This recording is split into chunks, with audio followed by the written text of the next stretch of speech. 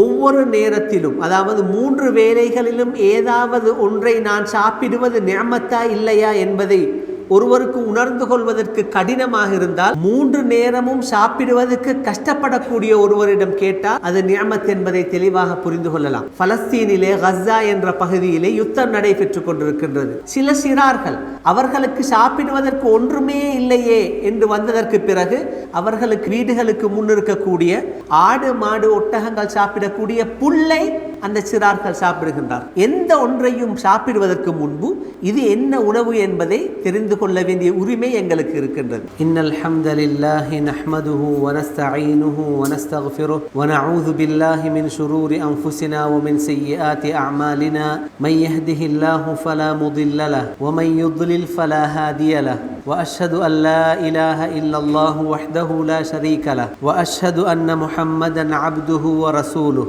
அல்லாஹும்ம ஸல்லி على محمد وعلى آل محمد كما صليت على إبراهيم وعلى آل إبراهيم إنك حميد مجيد. اللهم بارك على محمد وعلى آل محمد كما باركت على إبراهيم وعلى آل إبراهيم إنك حميد مجيد. يا أيها الذين آمنوا اتقوا الله حق تقاته ولا تموتن إلا وأنتم مسلمون.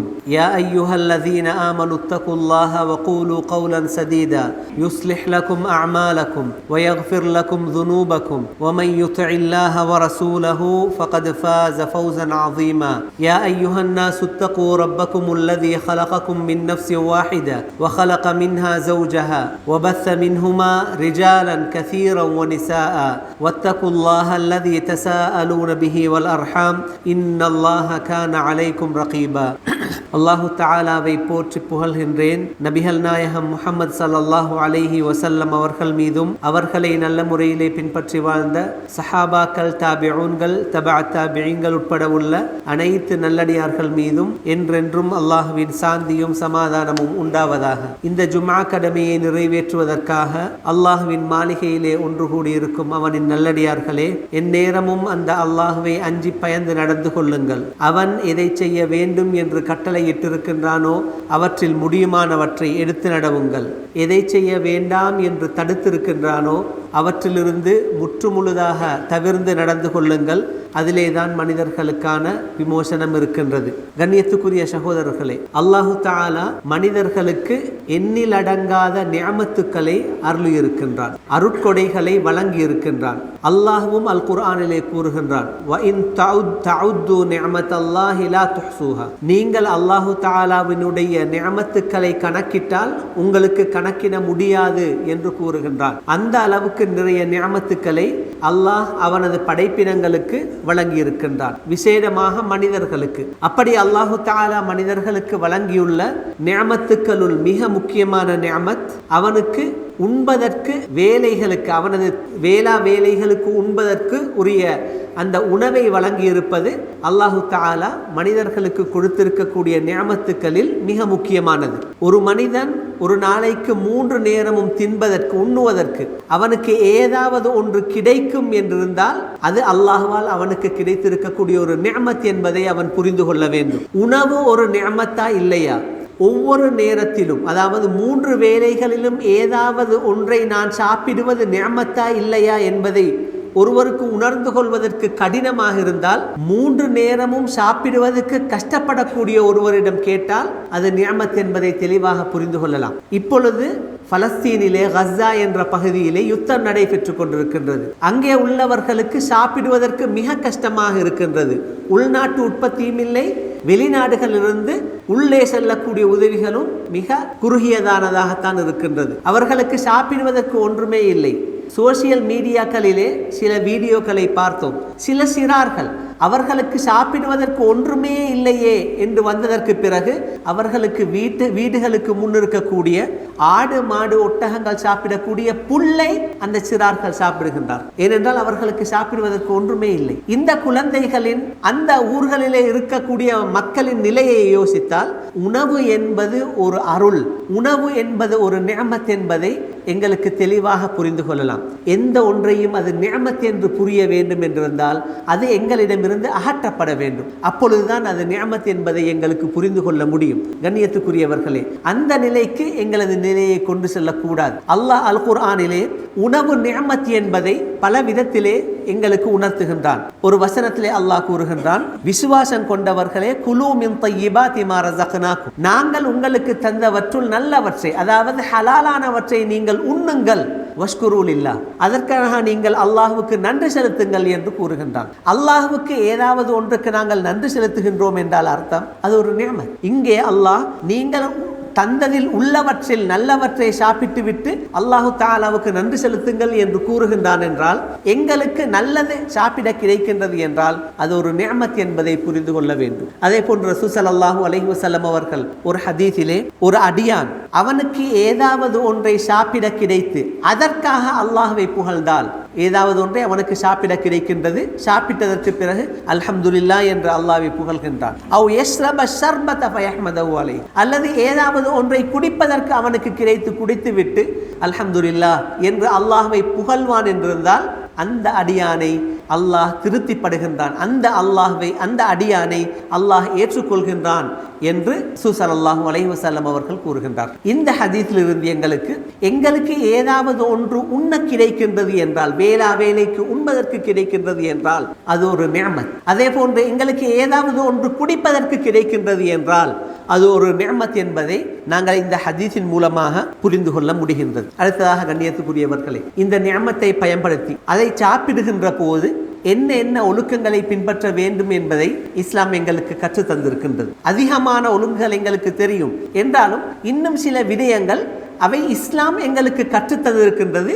நாங்கள் உணவை சாப்பிடுகின்ற போது, ஒரு குடிபானத்தை குடிக்கின்ற போது அதை பின்பற்றும்படி எங்களுக்கு கற்றுத்தருகின்றது. அதை நாங்கள் ஒழுங்கான முறையிலே பின்பற்றி செய்கின்ற போது அல்லாஹு தஆலாவினுடைய அருளுக்கு நன்றி செலுத்தியவர்களாக ஆகுவோம். முதலாவதாக கண்ணியத்துக்குரியவர்களே, சாப்பாட்டின் ஒழுங்குகளில் மிக முக்கியமான ஒழுங்கு என்னவென்றால், ஏதாவது ஒன்றை சாப்பிடுவதற்கு முன்பு நான் எதை சாப்பிடப் போகின்றேன் என்பதை உணர்ந்து கொள்ள வேண்டும், தெரிந்து கொள்ள வேண்டும். விசேஷமாக இந்த காலத்திலே நிறைய சாப்பாடுகள் வந்திருக்கின்றன. அது எதனால் அந்த சாப்பாடு சமைக்கப்படுகின்றது என்று எங்களுக்கு தெரியாது. அதற்கு உள்ளே என்ன சேர்க்கப்படுகின்றது என்று கூட தெரியாது. சில சாப்பாடுகளை உண்போம், உண்பதற்கு பிறகுதான் தெரியும் இது இந்த சாப்பாடு என்று. அப்படி ஒரு சாப்பாடு உண்ணக்கூடிய நிலைமை எங்களுக்கு இருக்கக்கூடாது. எந்த ஒன்றையும் சாப்பிடுவதற்கு முன்பு இது என்ன உணவு என்பதை தெரிந்து கொள்ள வேண்டிய உரிமை எங்களுக்கு இருக்கின்றது. அல்லது அந்த உணவிலே எது சேர்க்கப்பட்டிருக்கின்றது என்பதை தெரிந்து கொள்ளக்கூடிய உரிமை எங்களுக்கு இருக்கின்றது. அதை அறிந்து கொண்டதற்கு பிறகுதான் நாங்கள் உண்ண வேண்டும். ரசூல் ஸல்லல்லாஹு அலைஹி வஸல்லம் அவர்களுக்கு ஏதாவது உணவு அவருக்கு முன் வைக்கப்பட்டு இது இந்த உணவு என்று அந்த உணவுக்குரிய பெயர் குறிப்பிடப்படும் வரை, அல்லது இது இதனால் தான் தயாரிக்கப்பட்டிருக்கின்றது என்பது கூறப்படும் வரை அதனை சாப்பிடுவதற்காக கையை நீட்ட மாட்டார்கள் என்று ஹதீஸிலே வந்திருக்கின்றது. வகான கல்லமா யுகத்திமு யதஹு லிதஆமின் ஹத்தா யுஹத்திஸ பிஹி வ யுஸம்மால. ரசூல் ஸல்லல்லாஹு அலைஹி வஸல்லம் அவர்களுக்கு இது இன்ன சாப்பாடு அல்லது இந்த சாப்பாட்டின் பெயர் இதுதான் என்று கூறப்படும் வரை அந்த சாப்பாட்டை உண்பதற்காக அவர்களது கையை நீட்ட மாட்டார்கள் என்று சஹாபாக்கள் கூறுகின்றார். ஒரு நாள் ரசூல் ஸல்லல்லாஹு அலைஹி வஸல்லம் அவர்களும் காலித் இப்னுல் வலீத் ரலியல்லாஹு அன்ஹு அவர்களும் ரசூல் ஸல்லல்லாஹு அலைஹி வஸல்லம் அவர்களின் ஒரு சொந்தக்கார வீட்டுக்கு சாப்பிடுவதற்காக செல்கின்றார். அங்கே மாமிசம் வைக்கப்படுகின்றது. அந்த மாமிசம் என்ன என்று சொல்லப்படவில்லை. அப்பொழுது வீட்டிலே உள்ள பெண்கள் பேசிக் கொண்டார்கள். ரசூல் ஸல்லல்லாஹு அலைஹி வஸல்லம் அவர்கள் சாப்பிடுவதற்கு முன்பு அவர் எதை சாப்பிட போகின்றார் என்று சொல்லுங்கள் என்று. பிறகு ரசூல் ஸல்லல்லாஹு அலைஹி வஸல்லம் அவர்களுக்கு சொல்லப்பட்டது, நீங்கள் இப்பொழுது சாப்பிட போகக்கூடிய இந்த மாமிசம் உடும்பின் மாமிசம், உடும்பு இறைச்சி என்று கூறினார்கள். ரசூல் ஸல்லல்லாஹு அலைஹி வஸல்லம் அவர்கள் உடனடியாக கையை தூக்கிவிட்டார்கள், சாப்பிடவில்லை. அப்போது காலித் இப்னுல் வலீத் ரலியல்லாஹு அன்ஹு அவர்கள் பக்கத்தில் இருந்தார்கள். ரசூல் ஸல்லல்லாஹு அலைஹி வஸல்லம் அவர்கள் கையை தூக்கியதும் அஹராமுன் அத்தப், உடும்பு இறைச்சி ஹராமா என்று கேட்டார்கள். கையை உயர்த்தியதற்குரிய காரணம் கேட்டார்கள். அப்போது ரசூல் ஸல்லல்லாஹு அலைஹி வஸல்லம் அவர்கள் கையை உயர்த்தியதற்குரிய காரணத்தை கூறினார்கள். உடும்பு இறைச்சி ஹராம் இல்லை, ஆனால் நான் பிறந்து வளர்ந்த ஊரிலே அந்த சாப்பாடு இருக்கவில்லை. ஆகவே எனக்கு அருவருப்பாக இருக்கின்றது, அதனால் தான் நான் கல்லையை உயர்த்தேன் என்று கூறினார்கள். ஹாலித் இப்னுல் வலீத் ரலியல்லாஹு அன்ஹு அவர்கள் அந்த சாப்பாட்டை சாப்பிட்டார். இந்த ஹதீஸிலே ரசூல் ஸல்லல்லாஹு அலைஹி வஸல்லம் அவர்கள் எந்த ஒரு உணவையும் உண்பதற்கு முன்பு அதனது பெயரை கேட்பார். அவருக்கு விருப்பமான உணவாக இருந்தால் தான் உண்பார்கள் என்பதை நாங்கள் இதிலிருந்து புரிந்து கொள்கின்றோம். இதனை நமக்கும் ஒரு பாடமாக எடுத்துக்கொள்ள வேண்டும். அடுத்ததாக கண்ணியத்துக்குரியவர், நாங்கள் சாப்பிடுகின்ற போது சில சுன்னத்துக்கள் மிக இலகுவான சுன்னத்து, எங்கள் எல்லோருக்குமே தெரியும் இது சுன்னா என்று. ஆனால் அதனை பின்பற்றுவதிலே நாங்கள் பொடுபோக்காக இருக்கின்றோம். அடுத்த உணவு உண்கின்ற போது நாங்கள் பின்பற்ற வேண்டிய ஒழுங்குகளிலே உள்ளதுதான் உண்ணுகின்ற போது பிஸ்மில்லா என்று அல்லாஹ்வின் பெயரை கூறி உண்பதும், வலது கையால் உண்பதும், சஹன் போன்று பலர் உட்கார்ந்து சாப்பிடக்கூடிய ஒரு இடத்திலே சாப்பிடுகின்ற போது எங்களுக்கு பக்கத்தில் உள்ளதால் சாப்பிடுவதும் சாப்பாட்டின் ஒழுங்குகளில் மிக முக்கியமான 3 ஒழுங்குகள். ஒரு நாள் ரசூல் ஸல்லல்லாஹு அலைஹி வஸல்லம் அவர்களது மடியிலே விளையாடி கொண்டிருந்த அம்ரு இப்னு ஸலமா ரலியல்லாஹு அன்ஹு அவர்கள் சாப்பிட ஆரம்பித்தார்கள். ரசூல் ஸல்லல்லாஹு அலைஹி வஸல்லம் அவர்களும் இன்னும் சிலரும் இருந்தார்கள் அந்த இடத்தில். அப்பொழுது இந்த சிறுவனின் கை அங்கும் இங்கும் திரிந்து கொண்டிருந்தது. அவருக்கு பக்கத்தில் உள்ளதாலும் சாப்பிட்டார்கள், அடுத்தவர்களுக்கு பக்கத்தில் உள்ளதாலும் சாப்பிட்டார்கள். ஒரு சிறு குழந்தை, அடுத்தவர்களது மடியிலே விளையாடக்கூடிய குழந்தை என்றால் சிறிய குழந்தை. ரசூல் ஸல்லல்லாஹு அலைஹி வஸல்லம் அவர்கள் இவர் ஒரு சிறு குழந்தை, இவருக்கு கூறுவதால் எந்த பிரயோசனமும் இல்லை, இவள் ஓஎல் எழுதட்டும் அல்லது ஸ்காலர்ஷிப் எழுதட்டும் என்று விடவில்லை, அப்படியான வயதுக்கு வரட்டும் என்று விடவில்லை. உடனடியாக சாப்பிடுவதற்குரிய அந்த ஒழுங்கை கற்றுக் கொடுத்தார்கள். மிக இரக்கமாக கூறினார்கள், யா குலாம் சம்மில்லாஹ வகுல் பியமீனிக வகுல் மிம்மா யலீக. சிறுவனே, சாப்பிடுவதற்கு முன்பு பிஸ்மில் சொல், பிறகு உனது வலது கையால் சாப்பிடு, உனக்கு பக்கத்தில் உள்ளதை சாப்பிடு என்று அந்த சிறுவனுக்கு சாப்பிடுவதற்குரிய மிக முக்கியமான 3 ஒழுங்குகளை கற்றுக் கொடுத்தார்கள். அந்த சிறுவன் பெரியவனாகியதற்கு பிறகு இந்த ஹதீஸை அறிவிக்கும் போது கூறுகின்றார், ரசூல் ஸல்லல்லாஹு அலைஹி வஸல்லம் அவர்கள் எனக்கு எப்பொழுது இப்படித்தான் சாப்பிட வேண்டும் என்று கற்றுத்தந்தார்களோ அன்றிலிருந்து இன்று வரைக்கும் நான் அப்படித்தான் சாப்பிடுகின்றேன் என்று கூறினார். இதிலே சாப்பாட்டின் ஒழுங்கை நாங்கள் கற்றுக்கொள்வதை போன்று இன்னொரு விடயத்தை கற்றுக்கொள்கின்றோம். அதுதான் தர்பியா. தர்பியா என்பது சிறிய பிராயத்திலிருந்தே சிறுவர்களுக்கு கற்றுக் கொடுக்கப்பட வேண்டும். சில பெற்றோர்கள் தவறிழைக்கின்றார்கள், இவனுக்கு இப்பொழுது கூறுவதில் எந்த பிரயோசனமே இல்லை, இவர் பெரியவராகட்டும், விடயங்கள் விளங்கக்கூடிய வயது வந்ததற்கு பிறகு கற்றுக் கொடுப்போம் என்று பொறுப்போக்காக இருக்கின்றார்கள். ஆனால் அவர்கள் இறுதி வரைக்கும் கற்றுக்கொள்ள மாட்டார்கள். ஆகவே கண்ணியத்துக்குரியவர்களே, தர்பியா என்பது சிறு பிராயத்திலிருந்தே கற்றுக் கொடுக்கப்பட வேண்டியது என்பதை நாங்கள் இதிலிருந்து புரிந்து கொள்கின்றோம். அடுத்ததாக கண்ணியத்துக்குரியவர்களே, சாப்பாட்டின் மிக முக்கியமான ஒழுங்குகளில் ஒன்று, நாங்கள் சாப்பிடுகின்ற போது ஏதாவது ஒன்று கீழே விழுந்தால் அது திருப்பி எடுக்க முடியுமான ஒரு இடத்திலே விழுந்திருந்தால், அதாவது அசுத்தமான அசிங்கமான இடங்களிலே விழாமல் திருப்பி எடுக்க முடியுமான ஒரு இடத்திலே விழுந்திருந்தால் அதை எடுத்து அதிலே தூசோ அல்லது அழுக்கோ இருந்தால் ஊதி தட்டி அதை நீக்கிவிட்டு அந்த சாப்பாட்டை சாப்பிட வேண்டும். இதனையும் ரசூல் ஸல்லல்லாஹு அலைஹி வஸல்லம் அவர்கள் எங்களுக்கு கூறி தந்திருக்கின்றார்கள். சொன்னார்கள், இதா சகதத் லுக்மத்து அஹதிக்கும், நீங்கள் சாப்பிடுகின்ற போது சாப்பாட்டின் ஏதாவது ஒரு பகுதி கீழே விழுந்தால் ஃபல்யுமித் அன்ஹல் அதா, அதை எடுத்து அதிலே உள்ள அழுக்குகளை நீக்கிவிட்டு வல்யகுல்ஹா, அதை சாப்பிடட்டும் என்று ரசூல் ஸல்லல்லாஹு அலைஹி வஸல்லம் அவர்கள் கூறுகின்றார்கள். அடுத்ததாக, நாங்கள் எந்த ஆகார தட்டிலே சாப்பிடுகின்றோமோ அதிலே உள்ள அனைத்தையும் சாப்பிட்டு விட்டு வலித்து சாப்பிட வேண்டும். இதனையும் ரசூல் ஸல்லல்லாஹு அலைஹி வஸல்லம் அவர்கள் எங்களுக்கு கற்றுத் தந்திருக்கின்றார். அடுத்ததாக கண்ணியத்துக்குரியவர்களே, சாப்பிடுகின்ற போது நாங்கள் கட்டாயமாக கடைபிடிக்க வேண்டிய மிக முக்கியமான ஒரு ஒழுங்கு, நாங்கள் எந்த ஒன்றிலும் சாய்ந்து கொண்டு சாப்பிடக்கூடாது. அது தூணாக இருக்கலாம், அல்லது சிவராக இருக்கலாம், அல்லது எங்களது கையாக இருக்கலாம். எங்களிலே நிறைய பேர் இருக்கின்றோம், விசேஷமாக கீழே உட்கார்ந்து கொண்டு சாப்பிடுகின்ற போது இடது கையை எமது பின்புறமாக கொடுத்து இடது கையிலே சாய்ந்து கொண்டு வலது கையால் சாப்பிடு. இது தவறு. இதை ரசூல் ஸல்லல்லாஹு அலைஹி வஸல்லம் அவர்கள் நேரடியாக அல்ல, மறைமுகமாக கண்டித்தார். ரசூல் ஸல்லல்லாஹு அலைஹி வஸல்லம் அவர்கள் கூறினார், லா ஆகுலு வ அன முத்தகி, நான் எந்த ஒன்றிலும் சாய்ந்து கொண்டு சாப்பிட மாட்டேன். ரசூல் ஸல்லல்லாஹு அலைஹி வஸல்லம் அவர்கள் அப்படி செய்ய மாட்டார் என்று கூறி அடுத்தவர்களுக்கும் செய்ய வேண்டாம் என்று இந்த ஹதீஸின் மூலமாக தடுக்கின்றார்கள். ஆகவே கண்ணியத்துக்குரியவர்கள் மிக கவனமாக இருக்க வேண்டும். சாப்பிடுகின்ற போது எந்த ஒன்றிலும் சாயக்கூடாது. அது தூணாக இருக்கலாம், சிவராக இருக்கலாம், அல்லது எங்களது உறுப்புகளாகவும் கூட இருக்கலாம். அதிலே சாய்ந்து கொள்ளாமல் நாங்கள் சாப்பிட வேண்டும். இது சாப்பாட்டின் மிக முக்கியமான ஒழுங்கு. அடுத்ததாக, சாப்பாடுகளிலே குறை கூறக்கூடாது.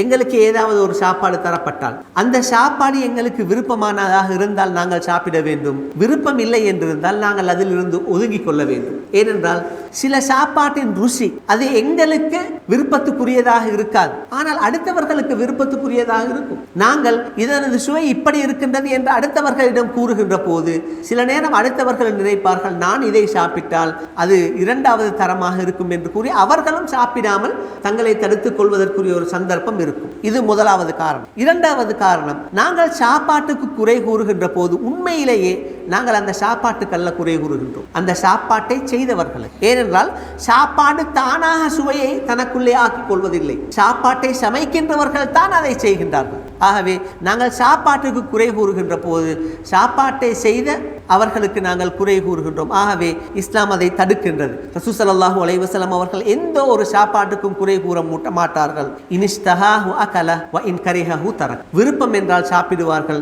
விருப்பம் இல்லை என்றால் அதை அப்படியே விட்டு விடுவார்கள். அடுத்ததாக கண்ணியத்துக்குரியவர்களே, சாப்பிடுவதற்கு முன்பும் சாப்பிட்டதற்கு பிறகும் கைகளை கழுவுவது சுன்னா. இதுவும் ஹதீஸிலே இடம்பெற்றிருக்கின்றது. அதே போன்று இன்னொரு ஒழுங்கு, இதனை நிறைய பேர் பின்பற்றுவதில்லை.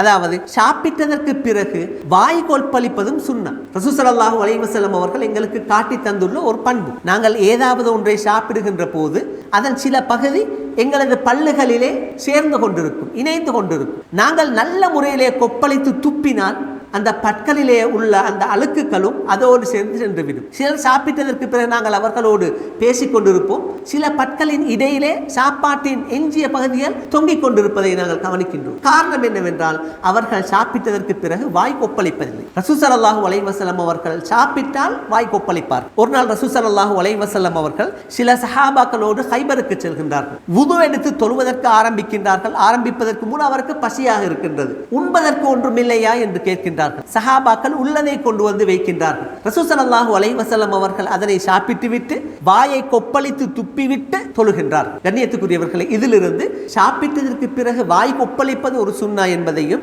நாங்கள் புரிந்து கொள்கின்றோம். அதே போன்று சாப்பிட்டு முடிந்ததற்கு பிறகு நாங்கள் அதற்காக அந்த உணவை தந்த அந்த அல்லாஹ்வை புகழ்ந்து அல்ஹம்துலில்லாஹ் என்று கூறுவது அல்லது சாப்பாட்டுக்கு பிறகு ஓத வேண்டிய திக்ர்களை ஓதுவதும் சுன்னத்தாகும். கண்ணியத்துக்குரியவர்களே, ஆகவே நாங்கள் சுருக்கமாக விலகிக் கொள்ள வேண்டும். சாப்பாடு என்பது அல்லாஹு தஆலா எங்களுக்கு தந்திருக்கக்கூடிய ஒரு அருள்.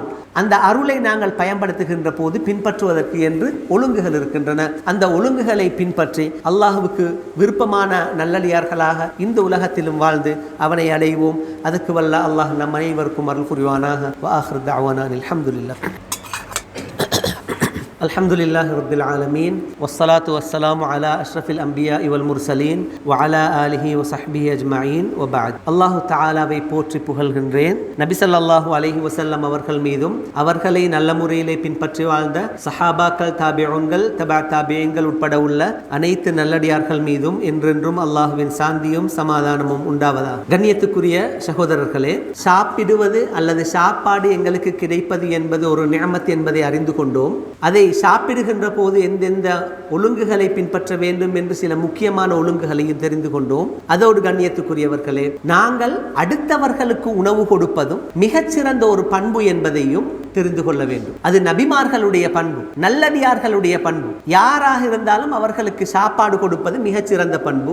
அதிலும் மிக விசேஷமாக ஒருவர் சாப்பாட்டுக்கு தேவையுடையவராக இருந்தால் அவருக்கு உணவு கொடுப்பது என்பது அல்லாஹு தஆலாவுக்கு மிக மிக விருப்பத்துக்குரிய பண்பாகும். ரசூல் ஸல்லல்லாஹு அலைஹி வஸல்லம் அவர்கள் கூறினார்கள், அஹப்புல் அமாலி இலல்லாஹ், அல்லாஹ்வுக்கு விருப்பத்துக்குரிய மிகச்சிறந்த அமல் என்று சில அமல்களை சொன்னார்கள். அதில் ஒன்று அன் தத்ருத அன்ஹு ஜூஅன், ஒருவருடைய பசியை நீக்குவது அல்லாஹு தஆலாவுக்கு மிக விருப்பத்துக்குரிய பண்பு, மிக விருப்பத்துக்குரிய ஒரு அமல் என்று கூறினார்கள். பொதுவாகவே யாருக்கும் உணவு கொடுப்பது சிறந்த பண்பு. ஆனாலும் பசியோடு இருப்பவருக்கு நாங்கள் உணவு கொடுப்போம் என்றிருந்தால் அது மிக மிக சிறந்த பண்பு, அல்லாஹுவுக்கு மிக விருப்பத்துக்குரிய பண்பு என்பதை இதிலிருந்து விளங்கிக் கொள்கின்றோம். அல்லாஹு தஆலா நல்ல முஃமின்களை பற்றி வர்ணிக்கும் போது கூறுகின்றான், அவர்கள் எப்படியானவர்கள் என்றால் தொழுவார்கள், நோன்பு பிரிப்பார்கள், ஜகாத் கொடுப்பார்கள் என்று கூறவில்லை. அல்லாஹ் கூறுகின்றான், வயுத்இமூன அத்ஆம அலா ஹுப்பி, அவர்கள் விரும்பி உணவு கொடுப்பார்கள். யாருக்கு என்றால் மிஸ்கீனன் வ யதீமன் வ அஸீர், மிஸ்கீன்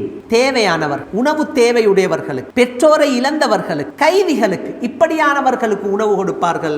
எந்த ஒரு பிரதி உபகாரத்தையும் அவர்கள் எதிர்பார்க்க மாட்டார்கள். லா நுரீது மின்கும் ஜஸாஅன் வலா ஷுக்ரா, நாங்களுக்கு உணவளிக்கின்றோம், நீங்கள் எனக்கு சுக்ரன் நன்றி தெரிவிக்க வேண்டும் என்று நான் எதிர்பார்ப்பதில்லை, உங்களிடம் கூலியும் எதிர்பார்ப்பதில்லை. அல்லாஹு தஆலாவினுடைய திருப்தியை மட்டும் எதிர்பார்த்து இந்த உணவை நாங்கள் உங்களுக்கு தருகின்றோம் என்று அவர்கள் தேவையுடையவர்களுக்கு உணவு கொடுப்பார்கள் என்று, தேவையுடையவர்களுக்கு உணவு கொடுப்பது முஃமின்களின் பண்பு என்று அல்லாஹு தஆலா அல் குர்ஆனிலே கூறுகின்றான். அதே போன்று கண்ணியத்துக்குரியவர்களே, சில வணக்கங்களிலே சில குறைகள் வருகின்ற போது அந்த குறைக்குரிய தீர்வாக இஸ்லாம் சில நேரங்களிலே வைத்திருப்பது தேவையுடையவர்களுக்கு உணவு கொடுப்பதைத்தான். ஒருவர் ரமதானிலே நோன்பு நோட்பதற்கு முடியாமல் போனால், அவருக்கு இதற்கு பிறகு நோன்பு பிடிக்கவே முடியாது என்று போனால், அந்த குறையிலிருந்து அவரை நிவர்த்தி வெளியே கொண்டு வர வேண்டும் என்றிருந்தால், ஒரு நோன்பை விட்டதற்காக ஒரு ஏழைக்கு ஒரு நாளைக்கு ஒரு நேரம் உணவு கொடுக்க வேண்டும், உணவு கொடுக்க வேண்டும். அதைத்தான் பரிகாரமாக வைத்திருக்கின்றனர். ஒருவர் பொய் சத்தியம் செய்தால் அல்லது சத்தியத்தை முறித்தால்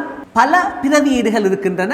அதில் ஒன்று 10 ஏழைகளுக்கு உணவு கொடுக்க வேண்டும். பாருங்கள், ஏழைகளுக்கு உணவு கொடுக்கின்ற போது அவர் செய்த தவறு அதன் மூலமாக அடையப்படுகின்றது. அதே போன்று ஹஜ்ஜோடு தொடர்பட்ட விடயங்களும் இருக்கின்றன. அப்படி நிறைய விடயங்கள் இருக்கின்றன. அல்லாஹு தஆலா அவற்றில் அந்த குறையை நிவர்த்தி செய்து கொள்வதற்காக தேவையுடையவர்களுக்கு உணவு கொடுப்பதைத்தான் அதற்குரிய பரிகாரமாக. ஆகவே கண்ணியத்துக்குரியவர்களே, 3 குறிப்புகளை தெளிவாக புரிந்து கொள்ள வேண்டும். முதலாவதாக, உணவு என்பது அல்லாஹு தஆலா எங்களுக்கு தந்திருக்கக்கூடிய ஒரு அருள். எங்களுக்கு ஒரு நாளைக்கு 3 நேரமும் ஏதாவது ஒன்று உண்ண கிடைக்கின்றது என்றால் அல்லாஹ் எங்களுக்கு பெரிய நிஅமத்தை வழங்கி இருக்கின்றான் என்பது அர்த்தம். அடுத்ததாக, அந்த உணவை உட்கொள்கின்ற போது இஸ்லாம் எங்களுக்கு பல வழிமுறைகளை கற்றுத் தந்திருக்கின்றது. அந்த வழிமுறைகளை பின்பற்ற வேண்டும். மூன்றாவதாக கண்ணியத்துக்குரியவர்களே, நாங்கள் அடுத்தவர்களுக்கு உணவு கொடுப்பதில் கவனம் எடுக்க வேண்டும். விசேஷமாக தேவையுடையவர்கள், உணவின் பக்கம் தேவையுடையவர்களுக்கு இந்த விடயங்களை செய்து அல்லாஹு தஆலாவினுடைய அருளை பெற்றுக்கொள்ள முயற்சிப்போம். அதற்கு வல்ல அல்லாஹ் நம் அனைவருக்கும் அருள் புரிவானாக. வ ஆகிர் தஅவானா அல்ஹம்துலில்லாஹ்.